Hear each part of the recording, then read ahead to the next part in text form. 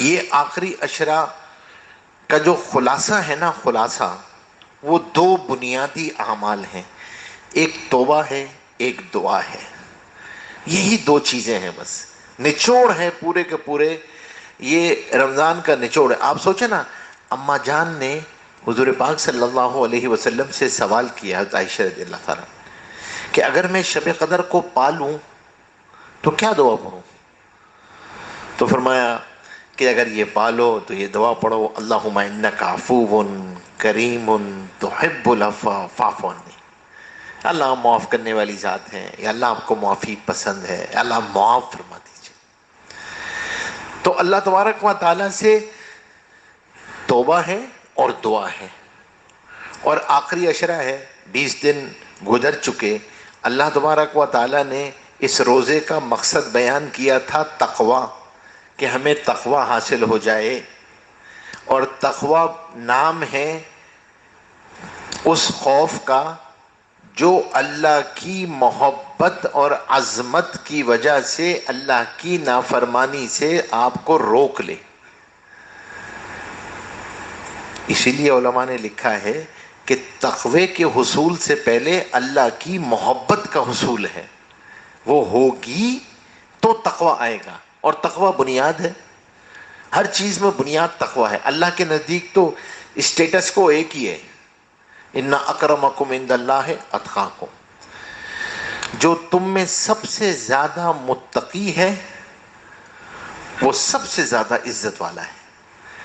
قربانی ہوتی ہے نا، تو فرمایا نہ تمہارا جانور پہنچتا ہے اللہ کو، نہ گوشت نہ خون، اللہ کو صرف تمہارا تقوی پہنچتا ہے. حاجی حج کے لیے جاتا ہے تو کہتے ہیں تمہارے پیکج کا مسئلہ نہیں ہے، پیکج تو ایک ہی چاہیے وہاں پہ، اور وہ ہے تقوی. ان خیر الزاد التقوی. زاد راہ حاجی کی وہ تقوی ہے، زندگی میں تقوی ہے. جس کو تقوی مل جائے تو اللہ تبارک و تعالیٰ ایسی جگہ سے روزی دیتے ہیں جہاں سے اس کو گمان بھی نہیں ہوتا، من حیث لا یحتسب. تو اس تقوی کے حصول کے لیے چند چیزیں الحمدللہ 20 دن تک ہم نے تکلفاً ایک ماحول کو اختیار کیا ہے. اللہ کی محبت میں، اللہ کی عظمت میں حلال کو چھوڑا ہے. پانی پینا حلال تھا نا، کھانا کھانا حلال تھا نا، حلال کو چھوڑا ہے نا. اور ابھی دیکھو نا، 2-3 دن میں گرمی پڑی ہے تو کتنی سخت گرمی پڑ رہی ہے، اور ویسے اللہ نے اتنی عافیت کے ساتھ روزے گزار دیے. لیکن گرمی میں بھی آپ جاؤ کمرے میں اور آپ کو پانی نظر آئے، اور اب پھر بھی آپ جو ہے وہ اندر تڑپ ہوتے ہوئے بھی پانی نہیں پیتے ہو. تو یہ جو محبت میں نافرمانی سے رکتے ہو نا، تو فرشتے سوال کرتے ہیں کہ یہ بتاؤ کس نے روکا اس کو، یہ تو پانی پی سکتا تھا نا. تو فرشتے کہتے ہیں اللہ تیرا خوف تھا اس کو بس. تو جل شانہ فرماتے ہیں الصوم لی وانا اجزی بہ وفی روایت انا اجزی بہ. یہ روزہ میرے لیے ہے، اس کا بدلہ میں ہی دوں گا. یہ میرے لیے، یہ میرے اور میرے بندے کا معاملہ ہے. یہ جو کانشیسنس ہے نا کہ اللہ دیکھ رہا ہے، اللہ از واچنگ می، اس کی ریٹینیبلٹی کا نام تقوی ہے. یہ ریٹین رہ جائے نا، اس کا نام تقوی ہے. عید کا چاند نظر آنے کے بعد بھی اللہ دیکھ رہا ہے. تو یہ جو آخری 10 دن شروع ہو رہے ہیں، اس لیے اس میں ایک مخصوص عبادت ہے. 3 عبادتیں ہیں نا جو رمضان کی خاص عبادتیں ہیں: روزہ، تراویح، 40 اضافی سجدے، اور اعتکاف. یعنی اعتکاف والا تو اللہ کے در پہ آ کے پڑ گیا، کہ بادشاہ کے دربار میں آ کے پڑ گئے کہ یا اللہ اب تو تو معاف کر دے، اب تو تو معاف کر دے. اور بہت بڑی سنت ہے، حضور پاک صلی اللہ علیہ وسلم کی مستقل سنت ہے. سوائے ایک دفعہ کہ جب فتح مکہ کا سفر تھا، اس کے علاوہ حضور پاک صلی اللہ علیہ وسلم نے ہجرت کے بعد ہمیشہ اعتکاف کیا ہے. اسی لیے فتح مکہ کے بعد والے سال میں 20 دن اعتکاف کیا ہے، پچھلے کی بھی قضا کی ہے. ہمیشہ اعتکاف کیا حضور پاک صلی اللہ علیہ وسلم نے.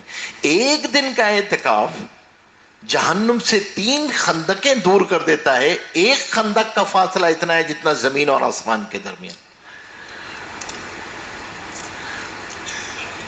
اور آج کی نہیں ہے، ابراہیم علیہ السلام کے زمانے سے یہ سنت چلتی چلی آ رہی ہے.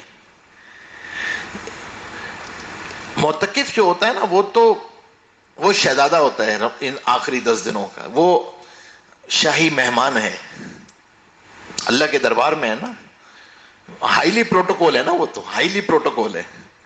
اس لیے ہر آدمی، اس لیے کہا کہ ان کی خدمت کرنا اپنا اعزاز سمجھو.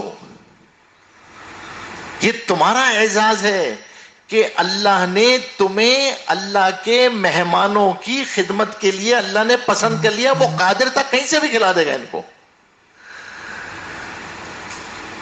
اللہ کے گھر میں ہے نا، آپ لوگ بھی بیٹھے ہوئے، کوئی تھوڑی دیر کے لیے بھی آ کے بیٹھتا ہے. حدیث میں آتا ہے نا، جب مسجد میں آ کے بیٹھو تو ان 10 دنوں میں تو عادت ڈالو، مشق کرو، تاکہ پورا سال یہ مشق ہو جائے کہ مسجد میں داخل ہوتے وقت اعتکاف کی نیت کرو. اعتکاف کی نیت کرو. نویت سنت الاعتکاف ما دمت فی ھذا المسجد، جب تک مسجد میں ہوں اللہ میں نے اعتکاف کی نیت کی. تو یہ معتکفین بھی اس لیے، معتکف آ کے پڑ جاتا ہے اور مخلوق سے تعلق کو توڑ کے تمام اسباب کو منقطع کر کے خالق الاسباب سے اپنے تعلق کو